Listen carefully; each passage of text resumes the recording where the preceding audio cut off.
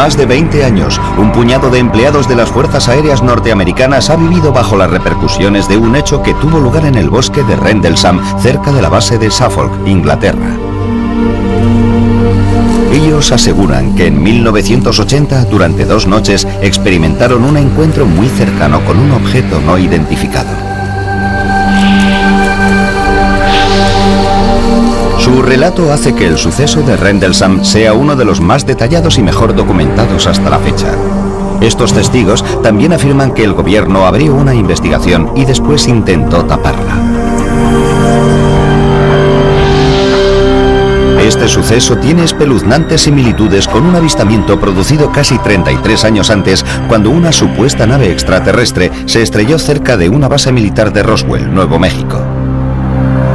Ambos relatos están avalados por testimonios oculares de respetados oficiales, investigaciones del gobierno y documentos y pruebas clasificadas. Fue como el Santo Grial. Desde luego es el caso de ovnis más famoso de Gran Bretaña. No cabe ninguna duda, es el Roswell británico.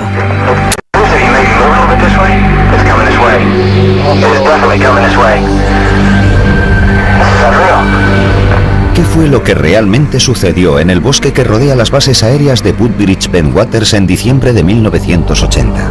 Si pregunta al Pentágono acerca de lo que sucedió en diciembre de 1980 en la base aérea de Woodbridge, le dirán que no pasó nada. La gente tiene que salir y contar algo. Sucedió y fue auténtico. Alguien más estuvo en el bosque de Rendlesham en 1980. El Roswell británico. Esta es la base de las Fuerzas Aéreas Británicas de Bentwaters. Situada a 110 kilómetros al nordeste de Londres, este ahora tranquilo lugar fue en su día una instalación militar altamente sofisticada. La función básica de las dos bases era ayudar a la OTAN en caso de que se produjera una guerra en Europa. Podíamos actuar y movilizar a nuestros A-10 para apoyar cualquier maniobra de guerra que nos ordenaran realizar. En 1980, con la Guerra Fría en pleno apogeo, las bases aéreas de Bentwaters y la cercana Woodbridge son mantenidas por unos 12.000 empleados de las Fuerzas Aéreas estadounidenses. Es uno de los complejos de la OTAN más grandes de Europa. Pero la zona, rodeada por el denso bosque de Rendlesham, oculta un secreto. Este fue el lugar de almacenamiento de armas secreto de Bentwaters. Lo que se custodiaba aquí es oficialmente confidencial, pero tanto los investigadores como los observadores coinciden en que bajo estos búnkeres de hormigón se guardaba un arsenal nuclear. Aquellos búnkeres subterráneos de alta seguridad, con capas alternativas de acero, hormigón, tierra, acero, hormigón y tierra, contenían cerca de 300.000 kilotones de potencia nuclear. Los aviadores norteamericanos que trabajan en esta base están altamente cualificados. Están entrenados para enfrentarse a situaciones de vida o muerte con serenidad. Y esto es lo que hace que los hechos de Rendlesham sean aún más extraños, porque lo que estos intrépidos hombres vieron la noche de Navidad de 1980 les hizo temblar de miedo. Son las 3 de la madrugada. El piloto John Burroughs patrulla por la entrada este de la base aérea de Woodbridge, una de sus tareas habituales como policía de seguridad.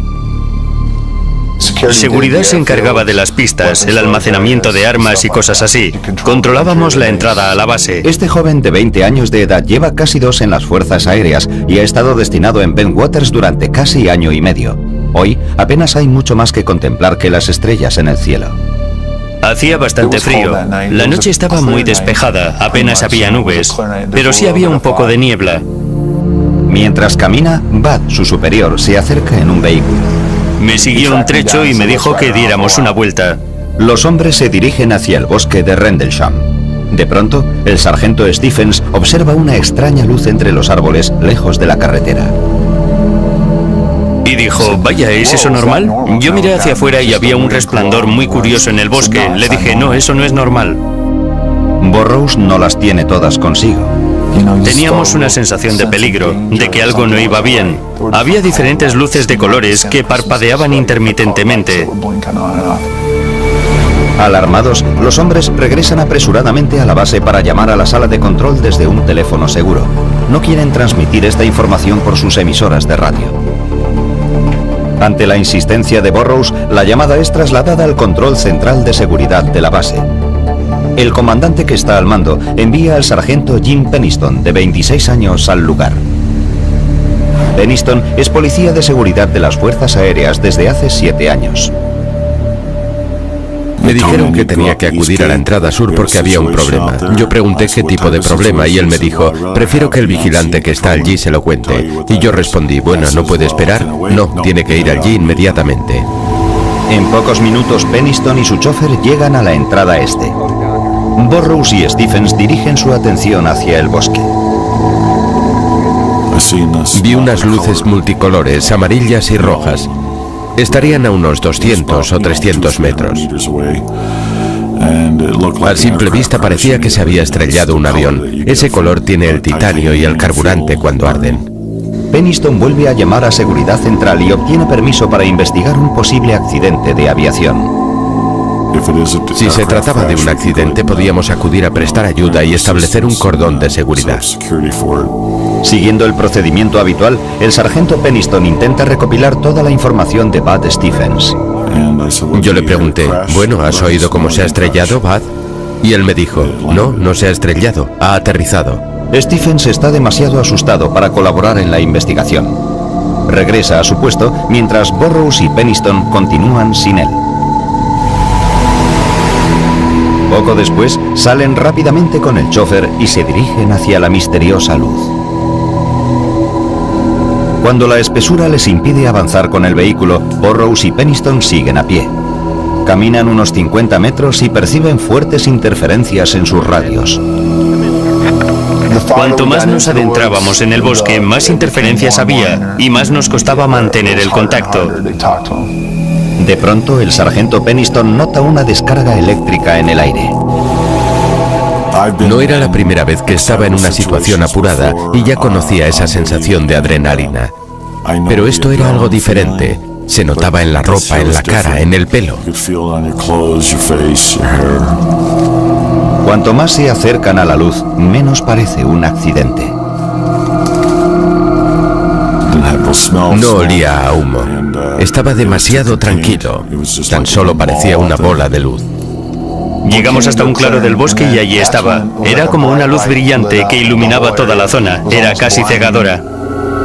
El sargento Peniston se acerca a casi 1 metro del objeto y la luz se apaga un poco. Mientras su vista se adapta a la iluminación, le cuesta comprender lo que está viendo. Me considero una persona racional. Quería una explicación racional a lo que estaba pasando, pero no la encontraba. Peniston saca unas fotografías con su cámara militar. El objeto tenía forma triangular. Mediría unos 3 metros de ancho y 2,5 de alto. No podía distinguir la parte trasera de la delantera. No tenía motores por ninguna parte, ni cabina de piloto, ni nada por el estilo. El exterior del objeto era completamente liso. Entonces da una vuelta alrededor del objeto y apunta su descripción en un cuaderno. Estas son las notas que escribió aquella noche. Superficie de tipo desconocido. Identidad desconocida. No presenta tren de aterrizaje. No emite ningún sonido, pero parece estar en funcionamiento. La letra de Peniston cambia apreciablemente al acercarse al objeto. Tenía problemas para describir el objeto. No paraba de decir desconocido. Hasta tengo problemas para entrever lo que apunté aquí. Cuando se acerca lo suficiente, extiende la mano y toca el objeto. El material del objeto era liso, como el cristal. Era cálido al tacto, pero no caliente. No había luces sobre la superficie. De alguna forma formaba parte del material del objeto. En la parte frontal del objeto, Peniston observa unos extraños símbolos. También los copia en su cuaderno. Eran como unas marcas. No eran números ni escritura. Habría unos cuantos, tal vez 6 símbolos que medían 1 metro de anchura. Yo no había sido entrenado para aquella experiencia. De pronto, el objeto emite una luz cegadora. los hombres se ponen a cubierto. Entonces el objeto o lo que fuese se elevó y se alejó por encima de los árboles. La velocidad del objeto que se alejaba de la zona fue... La mejor manera de describirla sería en un abrir y cerrar de ojos. En todos los años que llevo con las fuerzas aéreas jamás había visto un objeto moverse a tal velocidad ni jamás lo veré. Mientras los hombres se incorporan lentamente, les llama la atención otro destello de luz a través de los árboles. Al principio creen que es el objeto, pero al fijarse mejor comprenden que es el faro de Orford Ness, que se encuentra a 8 kilómetros de allí. Burrows y Penniston comprueban sus radios. Vuelven a funcionar. Son las 5 de la madrugada. Han pasado unas 2 horas desde que vieron por primera vez las misteriosas luces del bosque. Contactan con Seguridad Central y su comandante les ordena que se reúnan con un equipo de seguridad en la entrada este. Estábamos como, ¿y ahora qué decimos? No podíamos explicar lo que habíamos visto. Un poco más tarde, aquella misma mañana, los hombres son llevados a prestar declaración. Penniston se muestra reacio a dar a conocer todo lo que ha presenciado. Dar detalles de lo que nos había pasado no habría sido bueno para nuestra carrera profesional. Fui al despacho del comandante junto a Burrows y dimos un informe más o menos aséptico de lo que nos había sucedido aquella noche. Después del informe, Penniston asegura que el comandante les dio una velada advertencia. Caballeros, dijo, el proyecto Blue Book finalizó en 1969. A veces es mejor dejar en paz ciertas cosas.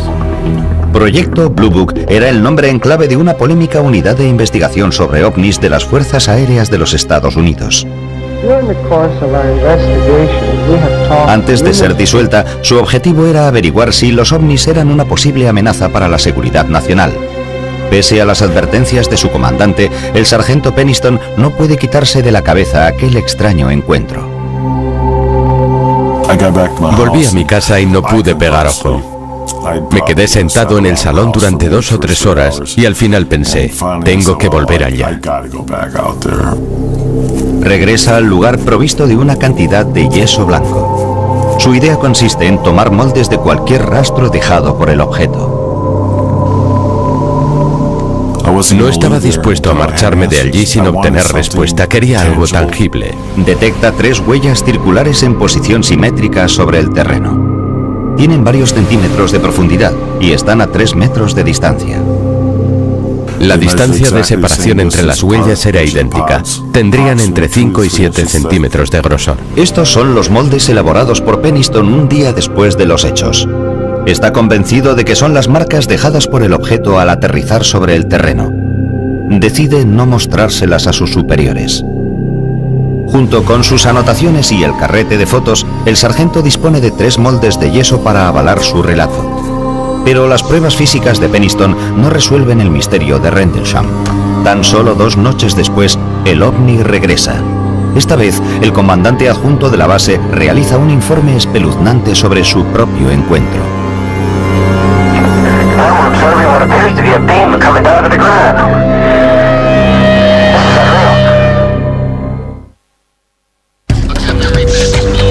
Finales de diciembre de 1980. Los avistamientos de objetos misteriosos en el complejo militar de la OTAN Woodbridge-Bentwaters han puesto nerviosos a muchos aviadores. Estos extraños encuentros comenzaron la noche del 25 de diciembre, cuando varios aviadores declararon haber visto luces poco comunes. A primera hora del día 26, 2 hombres aseguraron haberse acercado a escasos centímetros de un objeto que había aterrizado en el bosque cercano. Es la tarde del día 27. El comandante delegado de la base, teniente coronel Charles Holt, asiste a una fiesta en el club de oficiales. La fiesta se interrumpe cuando uno de sus hombres llega con aspecto agitado. Llegó y estaba pálido como un cadáver. Y lo cierto es que era una persona con aplomo. Anteriormente había sido marine. Nos dijo, ha vuelto. Nos miramos y repitió, ha vuelto, el ovni ha vuelto. Después de 2 noches de relatos inquietantes, Holt decide tomar cartas en el asunto. La policía pasaba más tiempo mirando al cielo que a los aviones que debía proteger. Ya era hora de poner punto y final a todo este asunto. Holt da instrucciones a un grupo de seguridad de 3 hombres para que preparen su equipo y le esperen en su despacho. En pocos minutos se dirigen hacia el bosque de Rendlesham. Cuando Holt llega, ya se ha establecido un cordón de seguridad alrededor del perímetro del bosque.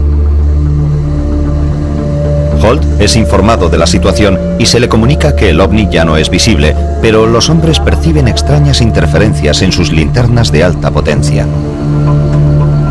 Holt y su equipo preparan una cámara de alta resolución, un contador Geiger y un aparato de visión nocturna llamado Starscope. Me llevé mi pequeña grabadora personal. Suelo llevarla conmigo a todas partes para grabar lo que sucede. El equipo se adentra en el bosque. Estaba dispuesto a investigar y demostrar que todo tenía una explicación razonable y sencilla. Esta es la grabación que Holt realizó aquella noche.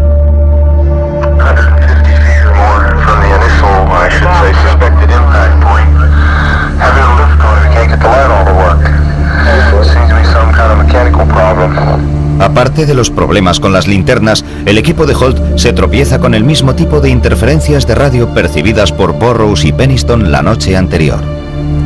Están caminando por la zona donde Burroughs y Penniston aseguran haber visto el misterioso objeto cuando Holt repara en varias grietas en el tronco de algunos árboles. Es como si hubieran sido golpeados por un objeto grande. Holt ordena a uno de sus hombres que tome fotografías. Tomó varias fotos de las melladuras de los árboles. Sacó un montón de fotos seguidas. El contador Geiger comienza a registrar altos niveles de radiación, pero solo en las zonas que bordean el presunto lugar de aterrizaje.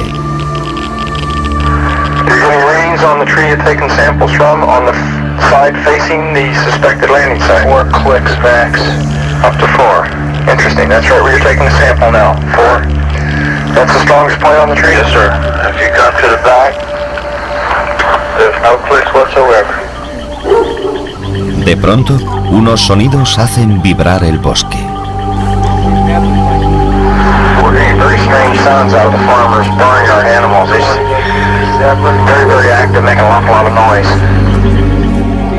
Los animales del bosque estaban muy excitados, metían mucho ruido. Y los animales de una granja que estaba cerca de allí también parecían muy nerviosos. Uno de sus hombres señala hacia una luz que brilla desde lejos. Con su grabadora en marcha, Holt recoge cada instante de este suceso.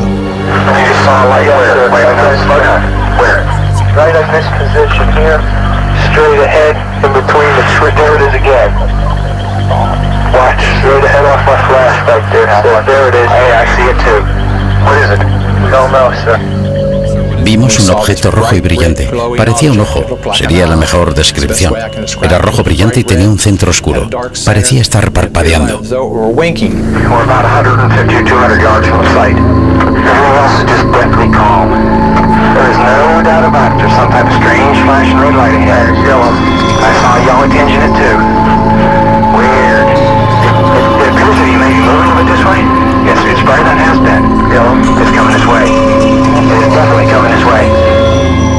Se movía entre los árboles horizontalmente, pero también verticalmente. En otras palabras, se movía en zigzag entre los árboles y goteaba. Yo lo definiría como metal fundido. Holt y sus hombres persiguen el objeto hasta una campa cercana. Conforme nos acercábamos, se alejaba. Se alejó de nosotros hacia la puerta del granjero y permaneció allí unos 20 o 30 segundos. Tal vez un poco más.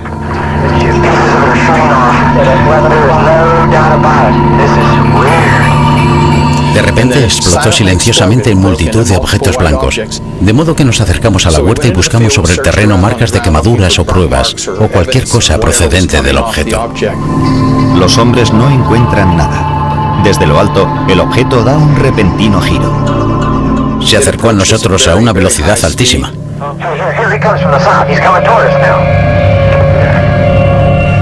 Se detuvo sobre nuestras cabezas y nos envió un rayo. Yo lo definiría como un rayo láser.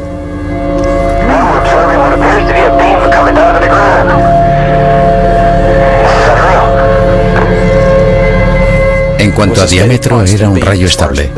Caía frente a nuestros pies y nos quedamos mirando asombrados. Y yo pensé, ¿será una señal? ¿Será una advertencia? ¿Nos estará amenazando? Y tan rápido como había aparecido, el objeto desapareció. El objeto se aleja rápidamente. El equipo, hipnotizado, lo observa mientras se desplaza por encima de la base y sigue emitiendo rayos hacia el suelo. Algunos creen que la luz se proyecta directamente sobre la zona de almacenamiento de armas de la base, donde supuestamente se guardan misiles nucleares.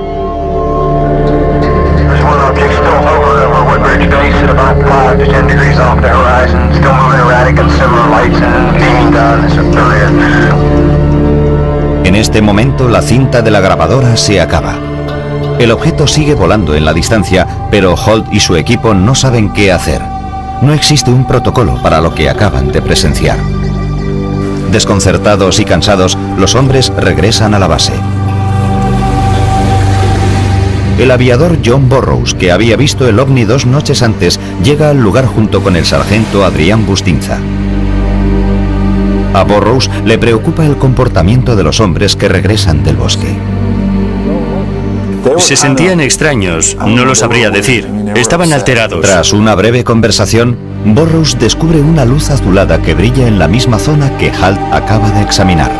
El aviador está decidido a seguir investigando. Empecé a insistirle: vamos, coronel, déjeme salir a ver, quiero ver lo que es. Al final me dio autorización y Bustinza y yo fuimos allá a observar con más detenimiento. Los hombres avanzan hacia el extraño resplandor azul. Sube la adrenalina y Burroughs empieza a correr. Al acercarme a lo que quiera que fuese, de repente desapareció. El terreno queda en penumbra. Los aviadores están asustados y confusos. Sencillamente desapareció.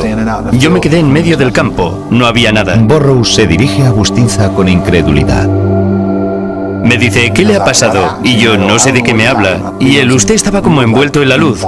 Era como si usted estuviera ahí de pie. De repente queda envuelto en la luz y desaparece. Burroughs y Bustinza regresan a la base. El segundo encuentro de Burroughs con la extraña luz le deja sumido en un mar de dudas. Lo que no saben es que se ha puesto en marcha una investigación secreta de varias agencias del gobierno. Los hombres aseguran que al volver a la base aquella noche se tropezaron con una conspiración del gobierno.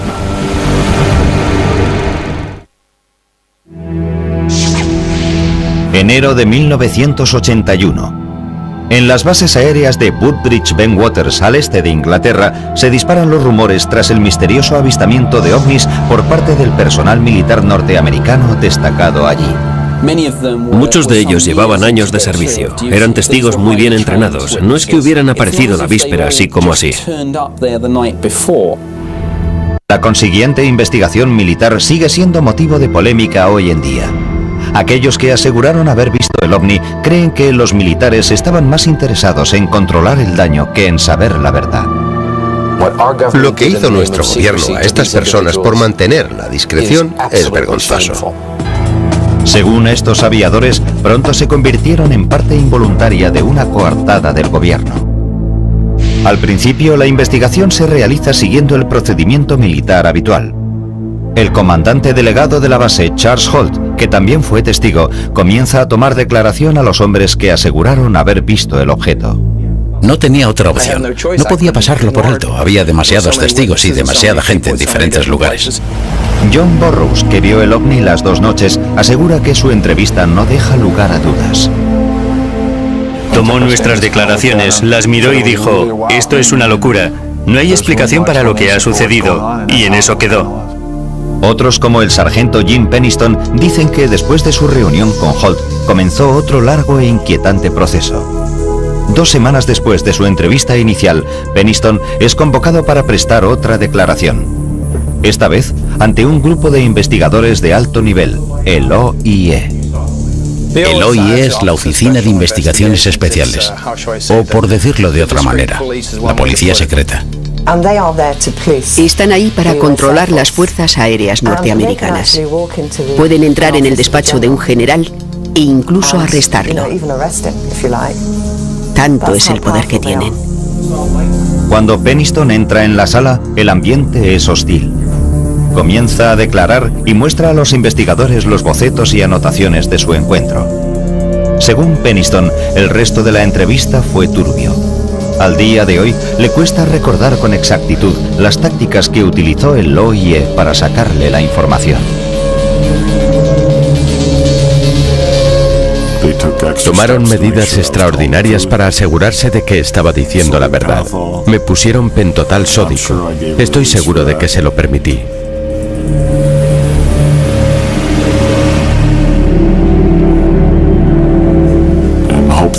Esperaba que creyeran que lo que decía era la verdad. Pienso que les di mi permiso para que lo hicieran.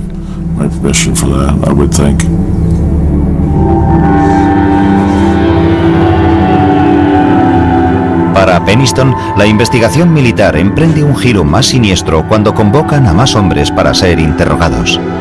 Poco después de los hechos, el sargento Adrián Bustinza, que había acompañado a John Burroughs al campo, es conducido a una habitación en el sótano de la base para ser interrogado. Incluso hoy, Bustinza se niega a hablar públicamente sobre los sucesos de aquella noche. Pero la escritora Georgina Bruni asegura que posteriormente le hizo varias confidencias. Le dijeron, escuche, lo que usted vio fue la luz del faro. Y él contestó, no, vi mucho más que eso. Y ellos, usted no nos está entendiendo, ¿no? Y lo retuvieron hasta que aceptó reconocer que lo que había visto era el faro. Entonces le dijeron, las balas son muy baratas, 10 céntimos la docena. Entonces es cuando él dijo, vale, fue el faro. Otros testigos también aseguran que les obligaron a cambiar su relato sobre el ovni. Nos dijeron que teníamos que tratarlo con confidencialidad absoluta. Y así fue, nunca hablamos de ello. Según Burroughs, es evidente que el gobierno oculta algo. Poco después de su interrogatorio, Burroughs vuelve a su puesto de guardia. Mientras realiza sus rondas, comprueba que en el bosque hay una actividad frenética.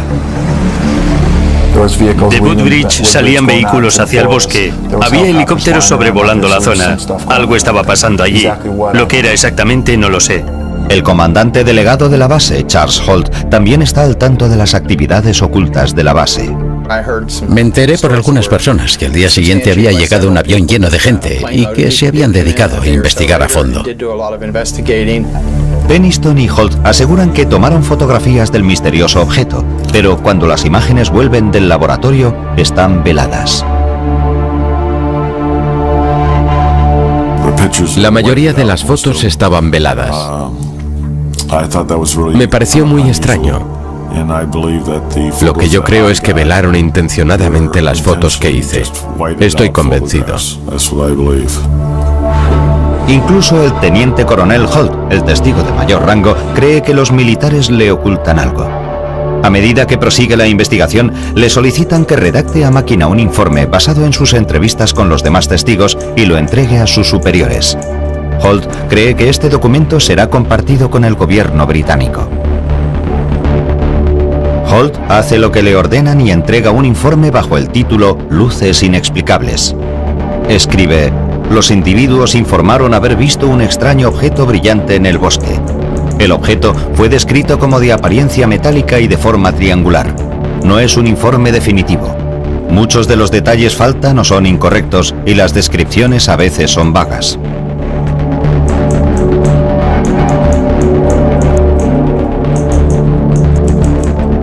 El informe no estaba pensado para uso público. Estaba destinado al Ministerio de Defensa para que se involucraran en una investigación a fondo.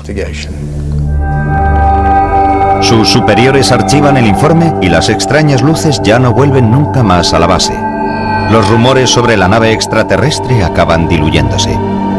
Durante 3 años el público no tiene ningún conocimiento de lo que sucedió en las bases aéreas. Pero en 1983 aparece un nuevo testigo con sorprendentes declaraciones acerca de un encuentro con un ovni. El misterio de Rendlesham se vuelve más profundo.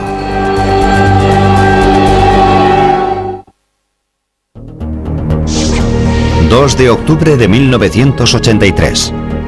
El periódico británico News of the World arrasa en kioscos con el titular «OVNI aterriza en Suffolk y es oficial». En el artículo se asegura que a finales de diciembre de 1980, un misterioso objeto impulsado por control inteligente invadió los cielos sobre la base aérea de Woodbridge Bentwaters. Pero lo más fascinante es que ofrece una prueba escrita, un informe oficial del gobierno que confirma los supuestos avistamientos. El documento había sido redactado por uno de los hombres que observaron el misterioso objeto, el comandante delegado de la base, Charles Holt. Emisoras de radio, cadenas de televisión, incluso la alemana y la japonesa. La zona estaba invadida por gente que quería conocer el verdadero relato. Desde aquel momento, toda la prensa del Reino Unido se hizo eco de esta historia durante una semana. El informe, titulado Luces Inexplicables, ofrece una breve descripción de los encuentros de finales de diciembre. En él se incluye la descripción realizada por Penniston de un extraño objeto que maniobraba entre los árboles, así como el relato de Holt sobre una luz roja parecida al sol en el cielo nocturno. Pero, ¿cómo se filtró esta historia al público? El documento, conocido como Informe Holt, salió a la luz a través de Larry Warren, un antiguo policía de seguridad de Waters. Su explicación es contundente. Quise forzar la situación para que se supiera todo. Él fue quien sacó a la luz pública este asunto. Fue a cuenta de la Ley de Libertad de Prensa que se desclasificó el llamado Informe Holt. Se divulgó esta información concreta. Y en cuanto se conoció aquel papel, ya no hubo forma de pararlo. Warren recibió por igual elogios y críticas por su franqueza. La historia que cuenta empieza como otras, pero el final es bastante más extraño. A finales de 1980, Warren era un policía de seguridad de 19 años destinado en Bentwaters. Según Warren, tras la medianoche del 29 de diciembre fue relevado del puesto y le ordenaron ayudar al coronel Holt en su investigación. Al llegar al claro del bosque, observa un grupo de militares que rodean un objeto brillante. El objeto estaba posado en el terreno. Parecía de una película de ciencia ficción, pero había algo vivo en ello. No tenía puertas ni ventanas. Era un objeto que cambiaba continuamente. Al acercarse a pocos metros del objeto, Warren dice que presenció una visión extraordinaria. Había varios oficiales y aviadores de cara al objeto y 3 pequeños seres brillantes de pie en la luz. Lo que él y los demás hombres observan en las cercanías son 3 figuras humanoides. Eran figuras independientes y daba la impresión de que fueran niños. Warren se da cuenta de que el oficial más antiguo empieza a comunicarse con los seres. Los cargos más antiguos parecían estar siguiendo un protocolo. Era como un procedimiento habitual. Warren es arrastrado lejos de la zona. No se le ofrece ninguna explicación de lo que acaba de ver. Al día siguiente, según sus palabras, es conducido a una sala con otros testigos para declarar. Recuerda un proyector de cine y 3 hombres trajeados. Nos mostraron varias películas de actividad militar ovni. Me imagino que serían de los años 40. Al igual que los demás testigos, Warren dice que cuanto más avanza el interrogatorio, más confusos son sus recuerdos. Lo siguiente que sucedió es como una serie de imágenes sin sentido. Warren recuerda que fue llevado contra su voluntad por unos hombres vestidos de negro que lo condujeron a un lugar subterráneo de la base. Recuerdo que me colocaron sobre una mesa. Había gente que me hablaba. Detrás había médicos y gente de las fuerzas aéreas. Tengo la imagen de una especie de cantina. Yo intentaba comer algo y estaba solo a la mesa. Son imágenes. Me las podrían haber implantado en la cabeza.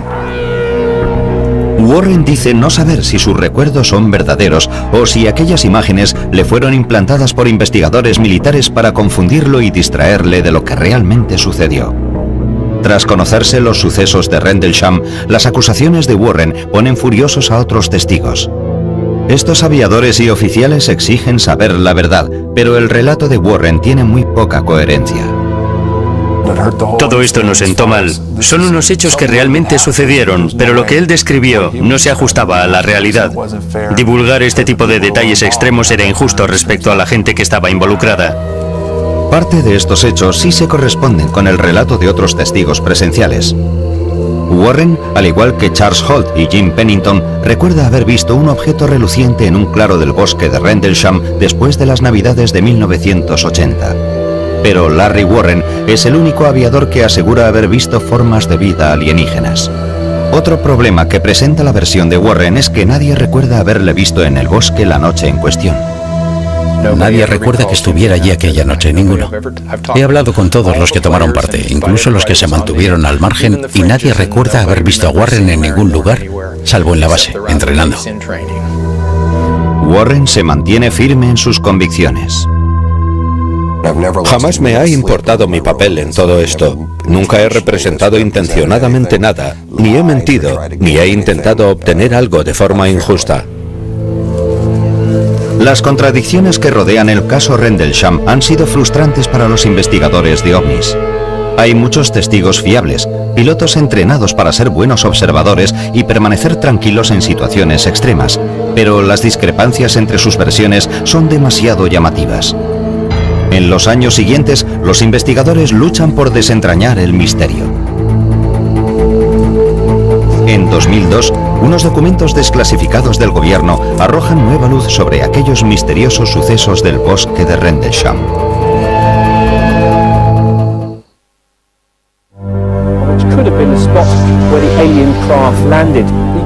Desde 1983, el caso Rendlesham ha acaparado la atención de todo el mundo, pero hasta la fecha de hoy sigue sin haber una explicación para lo que el personal de las Fuerzas Aéreas norteamericanas aseguró haber visto en el bosque y los cielos de Suffolk, Inglaterra. Algunos expertos que han revisado los informes de las extrañas luces y la nave brillante han llegado a la conclusión de que se trata de una simple ilusión óptica. James McGaha, general retirado de las Fuerzas Aéreas, se enteró por casualidad. Oí hablar del caso de Rendlesham por primera vez en 1983, cuando estuve en la base realizando unas maniobras militares de servicio provisional.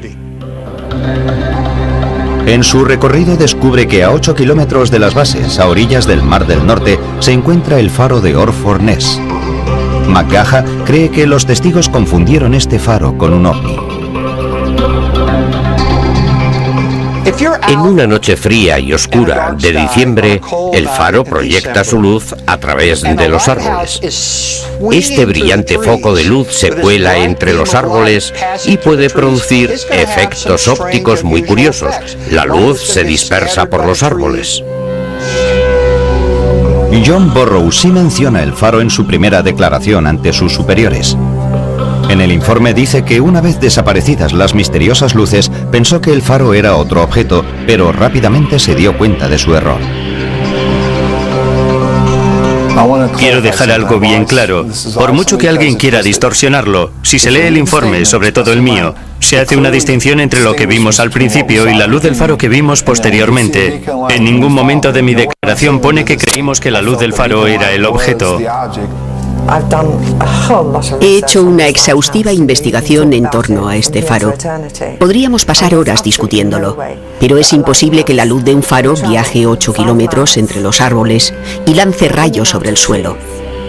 Definitivamente, no pudo ser el faro. Pero McGaha asegura que hay otra explicación para las luces del cielo que nada tiene que ver con los ovnis. La noche del 25, hacia las 9:30, un satélite Cosmos volvió a entrar en la atmósfera terrestre. Seguramente tendría un aspecto de bola de fuego, como un meteoro muy brillante. Durante casi 20 años, escépticos y creyentes han seguido buscando respuestas. En 2002, en parte gracias a investigadores como Georgina Bruni, el gobierno británico desclasifica una nueva partida de archivos. Los documentos proporcionan nueva información sobre el caso, pero también suscitan nuevos interrogantes. Una cosa sí queda clara. El gobierno británico investigó los misteriosos avistamientos en 1981. Este hecho parece demostrar que los investigadores militares no creían que los avistamientos fueran provocados por un faro o un satélite. Pero los archivos también revelan los puntos débiles de la investigación.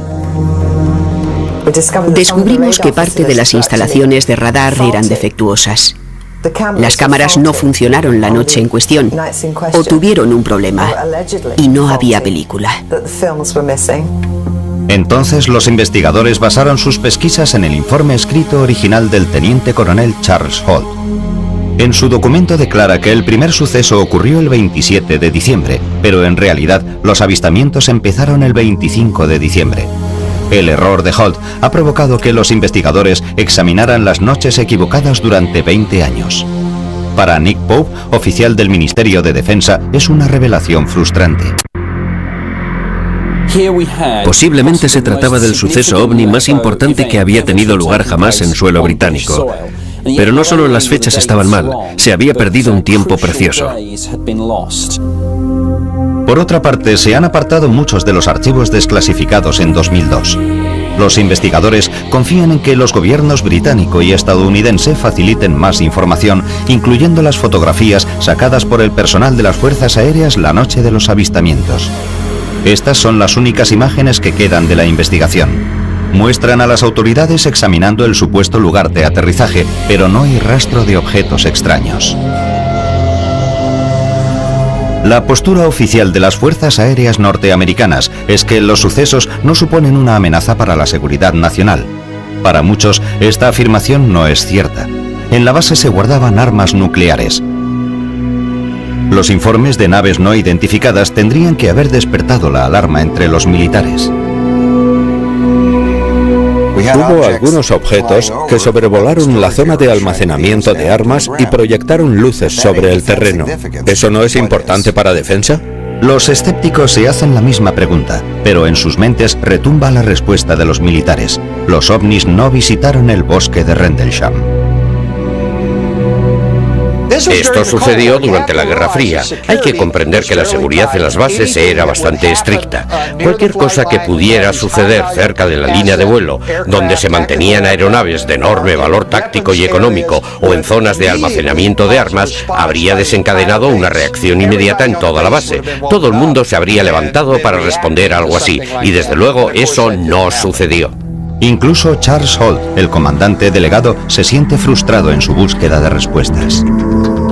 Sigo insistiéndole al jefe de escuadrón Morland, el oficial de enlace británico, para que me dé una respuesta. ¿Es que a nadie le interesa? Tengo la sensación de que es un asunto que han dejado abandonado, sin que nadie se haga cargo de ello.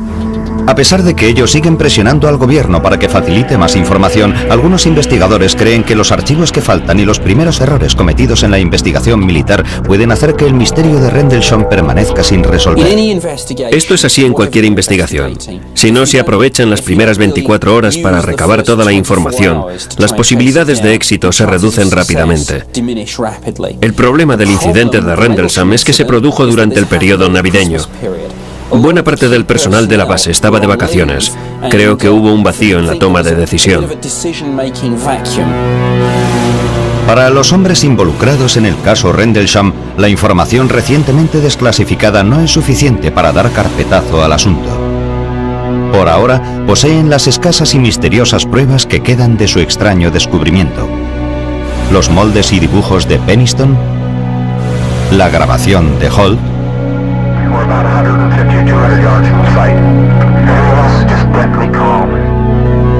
Jim Peniston, Larry Warren y John Burroughs siguen preguntándose por qué el gobierno oculta la verdad. Hay una cadena de mando, hay una cadena de custodia, se guarda registro de todo, y en este caso han hecho como si todo se hubiera volatilizado. Creo que técnicamente nosotros también somos parte de la tapadera, seguramente porque dimos un informe inicial muy aséptico. Como solía decir John Lennon, una conspiración de silencio habla más alto que las palabras. Y eso es un hecho, y mientras pueda, seguiré insistiendo a la gente, y seguiré gritando a los cuatro vientos. Esto es lo que ocurrió. Juzguen por ustedes mismos. En Norteamérica todo el mundo ha oído hablar de Roswell. Aquí solo los investigadores conocen el caso Rendlesham, pero a mí me parece que este caso es mucho más importante que el de Roswell. Podría ser el suceso ovni más grande de todos los tiempos. Merece un lugar destacado, merece ser conocido por el público. La gente todavía me pregunta qué fue lo que pasó. No lo sé. ¿Qué fue? La verdad es que no lo sé. Ni idea.